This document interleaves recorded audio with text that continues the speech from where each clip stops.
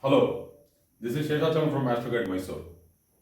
Today I am dealing with another case study which actually will be giving you some clarity on how early marriages happen. Today's life, today's generation I am talking about. I am not talking about the earlier generation when marriage was happening even in a very young age. Marriage would happen when the girl would be, 13 years old, 14 years old. These were happening in the Vedic period and also, not in the Vedic period. Vedic period actually marriages were happening when the girl would be around 25, 26 years old. But later on, when the invasions started happening in India and in the subcontinent, marriages started happening earlier, like because of fear or because of many other things.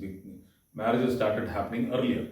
So it was happening something like, when the girl would be 13 years old, 16 years old, the boy would be around 17 to 19 years old. But now, at this modern age, that we have surpassed all these ups and downs in our civilization, and the developments have happened. We are now in the scientific era where science has grown so big that information is like on your fingertip. So you get so many things, you get to know so many things. Even if you just have a tab or an Android phone or something like that, you get to have so much of information. In this age also, if marriages are happening at an early age, nowadays early means that the marriages will be happening somewhere between 19 to 21 years of age. So let us say if the girl is 19 to 21 years and getting married, it is now to be understood as early marriage. So here the birth of this female is in the year 1981, and she has got married just before her 21st birthday. She has got married in Feb 2002. So that means she is only 20 years old. So nowadays, getting married in this particular age is also known as very early. So let us understand these types of marriages, whether the marriage stays, whether the marriage is good, how it is. Let us understand from this chart. So I'm giving you more case studies now because I feel that from past 1.5 years I have been teaching on YouTube. A lot of videos have been already uploaded. There are more than 300 and odd videos. I think 360 videos in my channel, but I'll keep uploading them. But from class 1, if from April 21st, 2021, I think I have been uploading classes from class 1, 2, 3, 4, like that. Now 200 I think this is 258th video or something like that. But if you go through the classes, I think you will be able to understand this much better.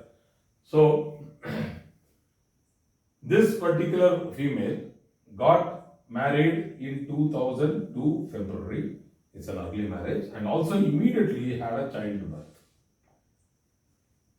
Right? So, the dashas I have written here. I have put the North Indian chart also for people who have difficulty in going through the South Indian charts. This is the D1, this is the D9. The difference in the D1 and the Bhava chart I have given here outside, that Jupiter is the only one which moves here, and Sun moves from this house to this house. That is, the ascendant is Kanya Rashi, and Sun goes to the 8th house in the Bhava chart, and Jupiter goes to the 12th house in the Bhava chart.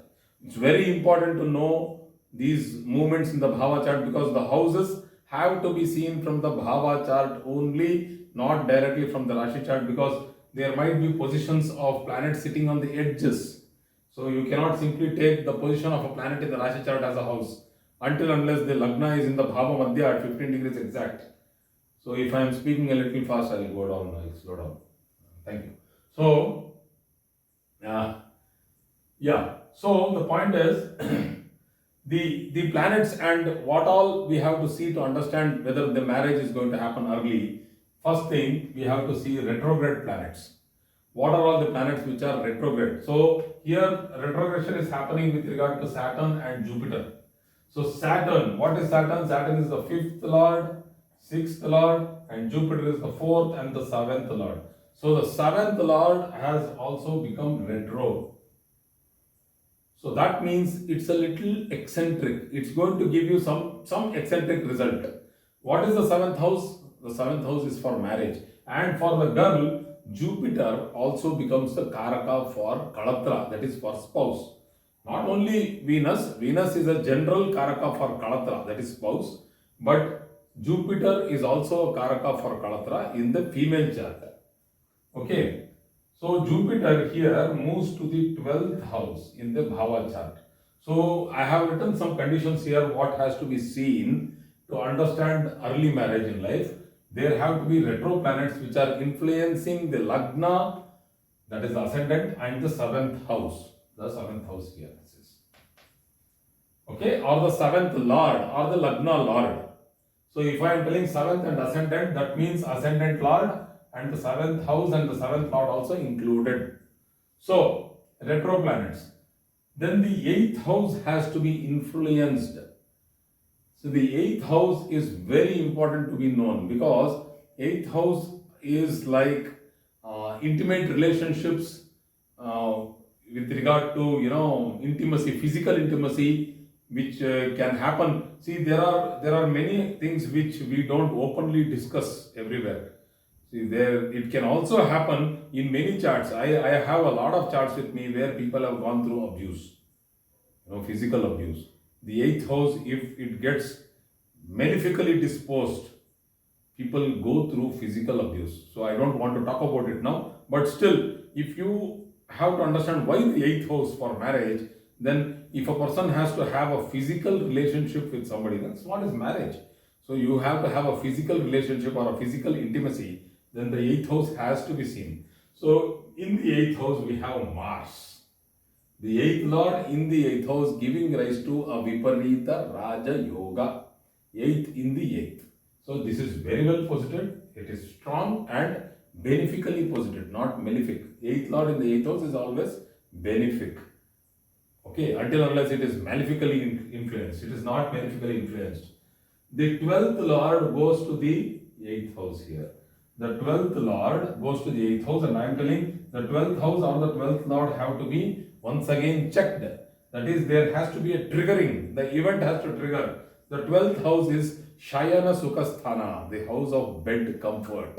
So that also has to be seen whether there is going to be that sort of a situation in the girl's chart. This is a girl's chart what I am trying to take. I am not taking the male charts in these case studies. I am taking only the girl's charts to make you understand that how it works. And I will also take early marriages in men, that is in boys chart, for another case study later on. So here we can see that Jupiter, the 7th lord, goes to the 12th house. So there is a lot of influence. Sun, the 12th, in the 8th, Jupiter, the 7th, in the 12th. So lot of influence of the 7th lord in the 12th house, 12th lord in the 8th house. Lot of mixing up is happening here. So it gives that strength for a marriage to happen.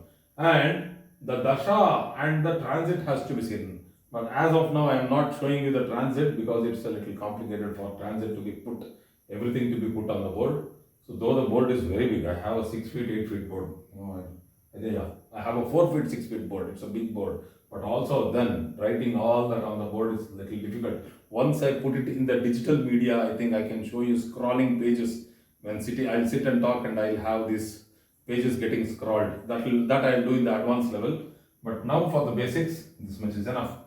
So the Dasha Bhukti, Dasha was Jupiter, that is the retro Jupiter's Dasha was running, and Rahu Dasha came into Rahu Bhukti, that is the Antar Dasha was of Rahu.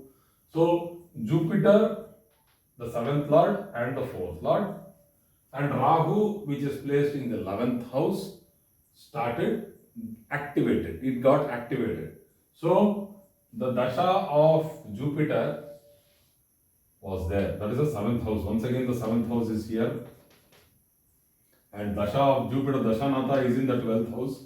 So you have once again a tick mark here that this is working. Saturn has to be seen. If Saturn is influencing the 7th lord, if Saturn is influencing the 7th house, delay in marriage has to be seen.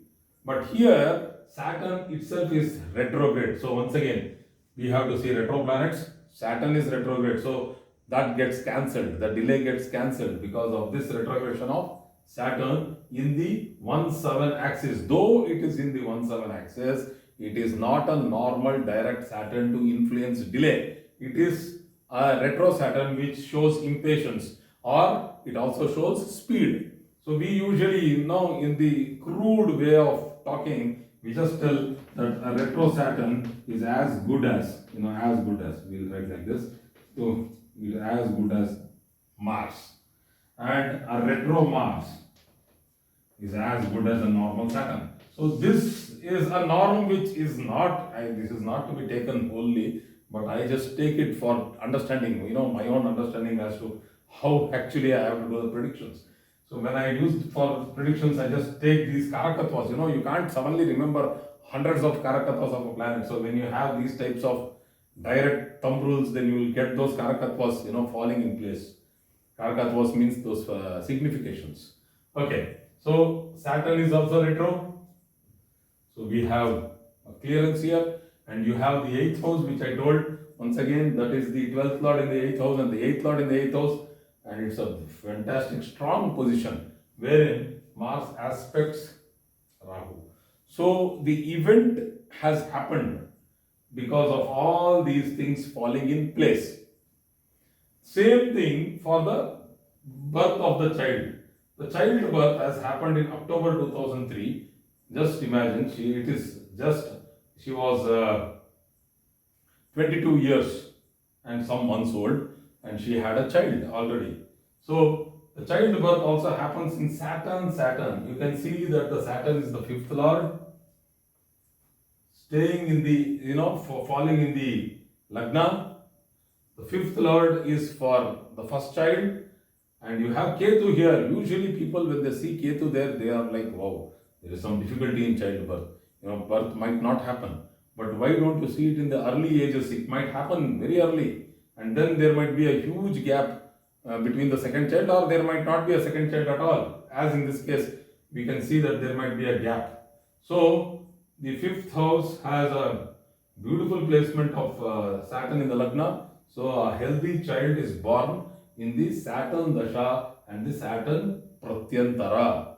Okay, so we can also see the influence, any malefic influence on the 5th house, if any, that it should stop childbirth, it has not happened. So let us see the D9 chart also, whether it is reciprocating. See, the promise of marriage should also be from the D9 chart. So the D9 chart, if you see, we have a fast moving planet like Moon in the 7th house.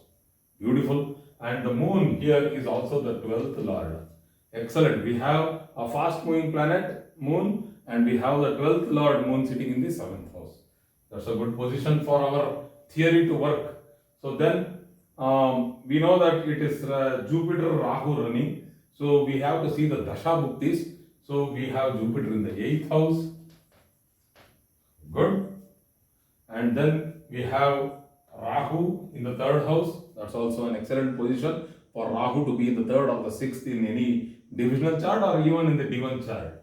So good positions of planets there, and we can see that the 7th lord, Saturn, has been placed along with Jupiter in the 8th house. So the 7th, 8th and the 12th, you can see a lot of activity going on there. In this particular Dasha Bhukti, you can see a lot of activity going on there, and that is how the promise of marriage in D9 and promise of marriage in D1 are correlated, and there is a huge match between the Amsha Kundali and the Rashi Kundali and even the Bhava chart. So all these three put together, marriage has happened in 2002 February. The marriage is still happy, going on, no problem. The child is also fine. She is already 2003 means what? Oh my God. So she is 22. This is so 19 years old. She will be 19 next month. In next 2 months she will be 19 years old. So the mother itself is very young. So the daughter is already 19 years old. So fantastic combination to understand early marriage of a person. Thank you very much for today's class. I hope I have covered a subject. I was a little fast today. I don't know why I am so fast.